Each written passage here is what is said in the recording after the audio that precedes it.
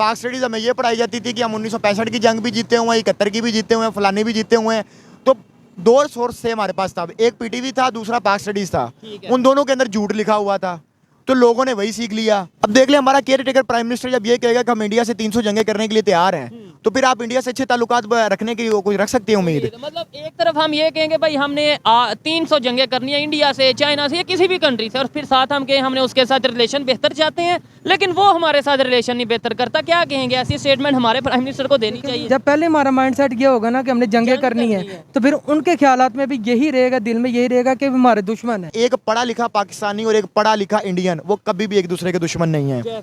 वो बाहर के ममालिक में इकट्ठे काम करते हैं, इकट्ठे खाते पीते हैं, और ह्यूमन डिग्निटी में सब इंसान बराबर हैं। और हमारे तो उनके साथ जुबान भी मिलती है, सकाफत भी मिलती है, हम तो हजारों सालों से इकट्ठे रह रहे हैं। इस टाइम पे जो हमारे तीन अहम तरीन पोस्ट हैं, एक हमारा चीफ जस्टिस और दूसरा चेयरमैन सेनेट सादिक सिंजरानी और हमारा केयर टेकर प्राइम मिनिस्टर, वो तीनों जो हैं वो बलूचिस्तान से हैं। ठीक है। और अब ये जो रिसेंटली महारांग बलोच वाला एक मसला बना था, उसके ऊपर इन तीनों का क्या स्टांस था?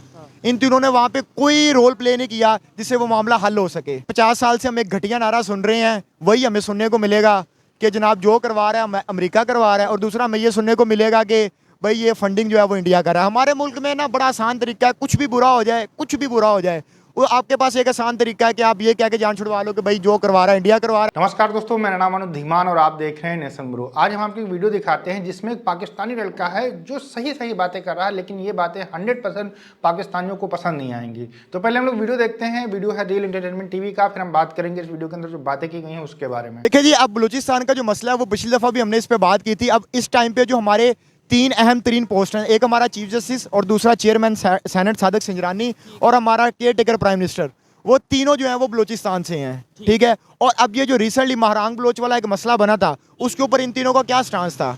इन तीनों ने वहां पे कोई रोल प्ले नहीं किया जिससे वो मामला हल हो सके। ठीक है। लेकिन हमने इनको डमीज बनाया हुआ है और इनको हमेशा उन पोस्ट पे लाके रखा जाता है जो डमीज पोस्ट होते हैं। बलूचिस्तान से जो लोग होते हैं ज्यादातर उन्हें care taker prime minister, care taker chief minister या इस तरीके से पोस्ट पे रख दिया जाता है। लेकिन यह है कि ये डमी पोस्ट तो नहीं है। चीफ जस्टिस की पोस्ट जो है वो तो बहुत एक बड़ी ऑथेंटिक पोस्ट है। चीफ जस्टिस की जो पोस्ट है, जो रिसेंटली काजी फायज ईसा साहब हैं, अब मैं उनके बारे में कोई खुल के बात नहीं करना चाहता, कुछ बातें होती है नहीं करने वाली, लेकिन मैं उनको ये बताना चाहता हूँ कि पाकिस्तान की तारीख का सबसे अगर बदतरीन कोई चीफ जस्टिस आया तो मैं इसको मानता हूँ। ठीक है। क्योंकि ये इस टाइम डेमोक्रेसी का सपोर्ट नहीं कर रहा, ये इस टाइम डिक्टेटरशिप को लेकर चल रहा है। ये जब इसको चीफ जस्टिस बने कितना अरसा हो गया, तकरीबन 2 से 3 महीने हो गए हैं। इसने पाकिस्तान के अंदर इलेक्शन अनाउंस क्यों नहीं करवाए? जो कि इनकी आईनी जिम्मेदारी थी। ठीक है, कि मुल्क के अंदर आप इलेक्शंस करवाएं, वो नहीं ये करवा सका। ठीक है। उससे पहले जो चीफ जस्टिस है मैं उनकी हमायत करता था, क्योंकि उन्होंने एक स्टेप लिया था पाकिस्तान में इलेक्शंस करवाने का, लेकिन वो भी अल्टीमेटली पूरा नहीं हो सका, क्योंकि हमारे इदारे जो थे वो एक पेज के ऊपर नहीं थे। 50 साल से हम एक घटिया नारा सुन रहे हैं, वही हमें सुनने को मिलेगा कि जनाब जो करवा रहा है अमेरिका करवा रहा है, और दूसरा हमें ये सुनने को मिलेगा कि भाई ये फंडिंग जो है वो इंडिया कर रहा है। हमारे मुल्क में ना बड़ा आसान तरीका है, कुछ भी बुरा हो जाए, कुछ भी बुरा हो जाए, वो आपके पास एक आसान तरीका है कि आप ये कह के जान छुड़वा लो कि भाई जो करवा रहा है इंडिया करवा रहा है, इसको इंडिया फंड कर रहा है, और इसके अंदर राग एजेंट शामिल हैं, और ये सारा मामला हो रहा है। तो ये ज्यादा देर ऐसे चलेगा? आपको नहीं लगता कि सोशल मीडिया से बहुत सी चीजें क्लियर हो चुकी हैं? अब मजीद तो नहीं ऐसा होगा कि हम कुछ भी गलत करें, कोई भी गलत पॉलिसी बना दें? पाकिस्तान में जब पब्लिक प्रोटेस्ट के लिए बाहर निकले या अपनी आवाज उठाया के लिए, तो हम ये कह दें कि ये तो इंडिया की फंडिंग से हो। यार पब्लिक प्रोटेस्ट के लिए कैसे निकले? अभी आप ये देख लें कि जमशेद दस्ती हमारे farmer member of national assembly हैं, 4 दफ़ा वो नेशनल असेंबली के मेंबर रह चुके हैं। उनके साथ ये किया है हमारे कुछ लोगों ने, गवर्नमेंट के लोगों ने, कि उस बेचारे को, उसकी बीवी को उसके घर वालों के सामने नंगा किया है, उसके बच्चों के सामने और उसके हस्बैंड के सामने नंगा किया है। पाकिस्तान में डेमोक्रेसी की कंडीशन है, ये डेमोक्रेसी की कंडीशन है, और ये दिन दिहाड़े तकरीबन ये काम उन्होंने किया है, और वो बेचारे ने अपनी वीडियो रिलीज किया। और मुझे बताएं कि अब ये चीफ जस्टिस जो फैजाबाद धरना केस को लेके बैठा हुआ है, अब मुझे बताएं कि इस बात पे उसने नोटिस क्यों नहीं लिया? पार्टी के 2 बंदे तोड़ रहे हैं, किसी तरह हम पावर में आ जाए, किसी तरह हम हैंडलर्स बन जाएं, किसी तरह हम कंट्रोल कर रहे हैं, तो हम अभी भी वहां पे फंसे हुए हैं। और अगर हमने यही रवैया इख्तियार रखा तो यकीन माने हमारा कोई मुस्तकबिल अभी तक नजर नहीं आ रहा, जो दूर दूर तक हमें नजर आता है वो भी नहीं आएगा। देखिए, हमारी जो सरकारी मुलाजमीन है उनकी तनख्वाहें देने के लिए हमें IMF से ट्रेंच लेनी पड़ती है। तो जब हम IMF की ट्रेंच के पीछे बैठे हुए हैं, तो जो भी मुल्क है, वो जो भी इदारे हैं, वो यही सोचेंगे हमारे बारे में कि हम डिफॉल्ट, पहले भी हम डिफॉल्ट होते थे, बड़ी मुश्किल से बचे हैं, ऊपर से हम ये अगर डिफॉल्ट होते बच जाते हैं तो हमें वो ब्लैक लिस्ट में फेंक देते हैं, ग्रे लिस्ट के अंदर हम आते हैं, फिर कोशिश करते हैं दोबारा आने की। हमारे यहाँ मेन मसला ये है कि हमारे यहाँ डेमोक्रेसी नहीं है। यहाँ पे देखिए, हमारे जो मेन 2-3 इदारे हैं उसके अंदर हमारा अदलिया का इदारा आता है, ठीक है, उसके बाद हमारा पुलिस का निज़ाम आता है, उसके बाद हमारी पार्लियामेंट वगैरह आती है। आप मुझे खुद बताएं इस टाइम हमारे पास क्या एग्जिस्ट करता है? बलूचिस्तान के ऊपर कोई आवाज नहीं उठा रहा, बलूचिस्तान के जो इश्यूज हैं उनके ऊपर कोई बात नहीं कर रहा। फिर जब अल्लाह ना करे कोई ऐसी सिचुएशन बनेगी, कोई ऐसी बात होगी, फिर ये कह दिया जाएगा कि रॉ ने साजिश कर दी, फिर ये कह दिया जाएगा कि ये हमारी नालायकी और नाहिली छुपाने के लिए हमारे पास दो ही जगह, मैंने आपको पहले बताया कि या तो वो अमेरिका करवा रहा है और या वो इंडिया ने जो फंडिंग कर दी, या ये राक एजेंट है। ये हमारे पास दो बहाने हैं पड़े हुए हैं, जो भी नाकामी करेंगे उसके ऊपर डाल देंगे।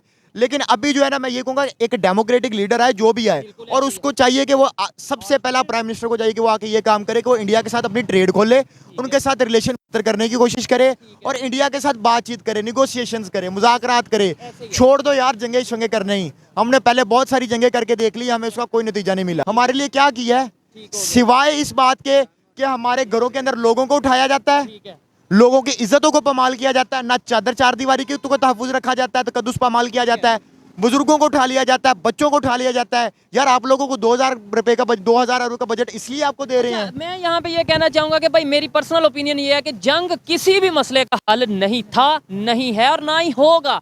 यही जो बजट है अगर एजुकेशन पे लगाएं, यही बजट, मैं एक और चीज क्लियरली कहता चलूं, यही जो बजट है हम अपना जो कहते हैं कि भाई इंडिया से हमें खतरा है इसलिए बजट बढ़ा रहे हैं, इतना बजट, इसी में हम अपने एजुकेशन और अवेयरनेस सोशल मीडिया, यूट्यूब या इवन मेन स्ट्रीम मीडिया के ऊपर ये लगाएं अवेयरनेस के लिए। पाकिस्तान की यूथ, मैं समझता हूँ हमें उनसे जो सा वो डिफेंस किया इस चीज़ों की जरूरत ही नहीं पड़ेगी। यही ना देखिए, अगर देखे ना पाकिस्तान और इंडिया एक निगोशिएशंस करते हैं, मुज़ाकरात के टेबल पे बैठते हैं। अब मुझे एक बात बताएं, मैं एक पढ़े लिखे पाकिस्तानी से मेरी तरफ मुतवज्जा हूं, मैं उनसे पूछता हूं, अगर ये चीज़ें हो जाएं तो मुझे बताएं क्या लोग सवाल नहीं करेंगे कि हम इतना बजट क्यों दें? हमारा सबसे बड़ा एक जो पाकिस्तानी, जो एक अलहदा पाकिस्तानी है जो ये सोच रखता है, हम तो नहीं रखते, जो ये सोच रखता है कि इंडिया हमारा दुश्मन है, इंडिया के साथ हमारी सुलह हो गई।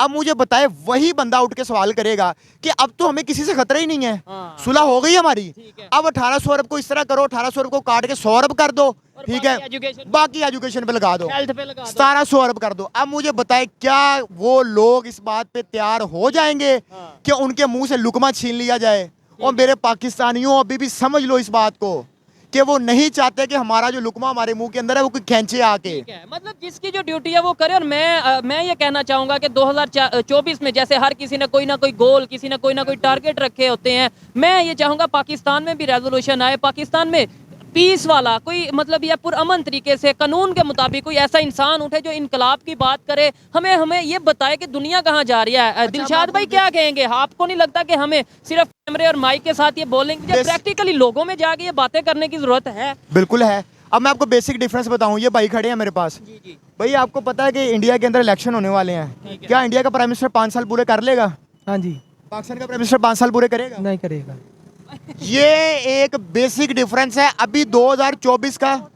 क्या इंडिया और पाकिस्तान में बहुत ज़्यादा फर्क है। इंडिया और पाकिस्तान में बहुत ज़्यादा अंतर है, ये हर एक पाकिस्तानी जानता है। और भारत कितना डेवलप हो रहा है ये भी हर एक पाकिस्तानी जानता है। भारत डेवलप हो रहा है डेमोक्रेसी की वजह से, क्योंकि यहाँ पर सरकारें आती हैं, काम करती हैं। पाकिस्तान के अंदर आर्मी सरकार बनाती है, इसी वजह से वहाँ पर कोई डेवलपमेंट नहीं होता। अब नवाज शरीफ को जो है ताज पहनाने की तैयारी पाकिस्तान की आर्मी कर रही है।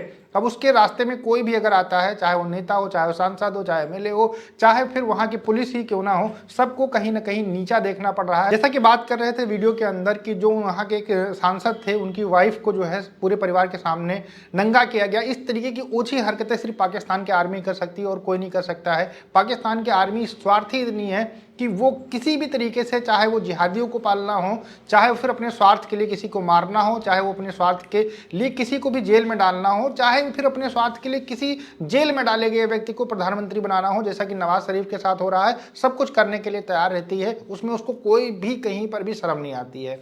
जो अन्याय इस समय पाकिस्तान के अंदर किया जा रहा है, उससे कहीं ना कहीं कुछ पाकिस्तानियों की आंखें खुल रही हैं और वो लोग ये समझ रहे हैं कि जो भारत के साथ हमें बताया जाता है कि वो हमारा दुश्मन है और ऐसा है, वहाँ पर ये सारी चीज़ें हो रही हैं, वो प्रोपेगेंडा कहीं ना कहीं पाकिस्तान की आर्मी अपने इन हथकंडों के कारण जो है खोलकर दिखा रही है वहाँ के लोगों को। इससे कहीं ना कहीं बेनिफिट होगा, जो लोग हैं वहाँ के, वो सोच जो है चेंज होगी। पाकिस्तान के अंदर बहुत सारे लोग हैं जो पाकिस्तान की आर्मी की करतूतों की वजह से उससे नफरत करते हैं। ये आपने देखा था जब इमरान खान को गिरफ्तार किया गया था, उस समय बहुत ज़्यादा अटैक हुए थे पाकिस्तान की आर्मी के ऊपर। आपका क्या कहना है हमें कमेंट सेक्शन में जरूर बताइएगा। मिलते हैं नए वीडियो के साथ। नमस्कार, धन्यवाद, जय हिंद, जय भारत।